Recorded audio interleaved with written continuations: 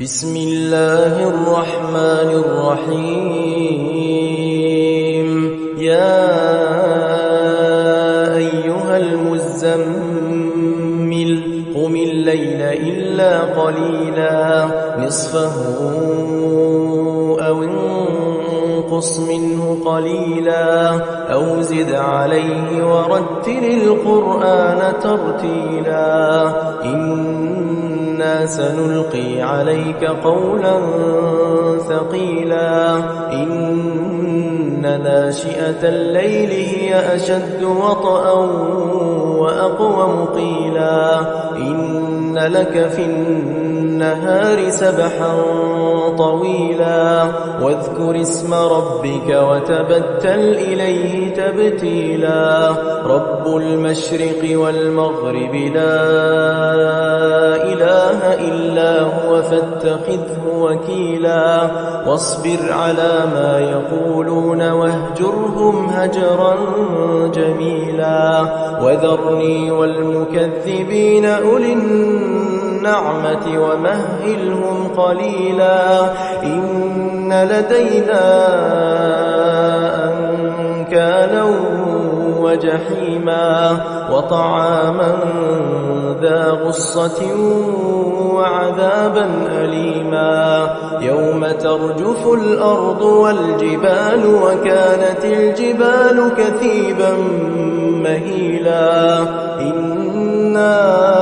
أرسلنا إليكم رسولا شاهدا عليكم كما أرسلنا إلى فرعون رسولا فعصى فرعون الرسول فأخذناه أخذا وبيلا فكيف تتقون إن كفرتم يوما يجعل الولدان شيبا السماء منفطر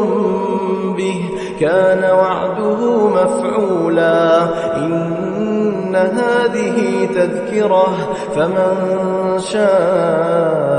اتخذ إلى ربه سبيلا إن ربك يعلم أنك تقوم أدنى من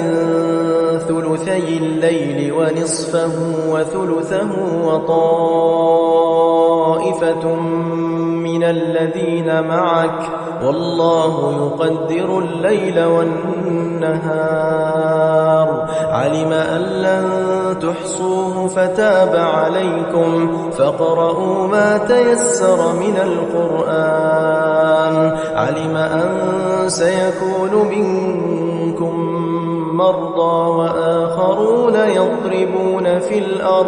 وآخرون يضربون في الأرض يبتغون من فضل الله وآخرون يقاتلون في سبيل الله فاقرؤوا ما تيسر منه وأقيموا الصلاة وآتوا الزكاة وأقرضوا الله قرضا حسنا وما تقدموا لأنفسكم من خير تجدوه عند الله هو خيرا وأعظم أجرا واستغفروا الله إن الله غفور رحيم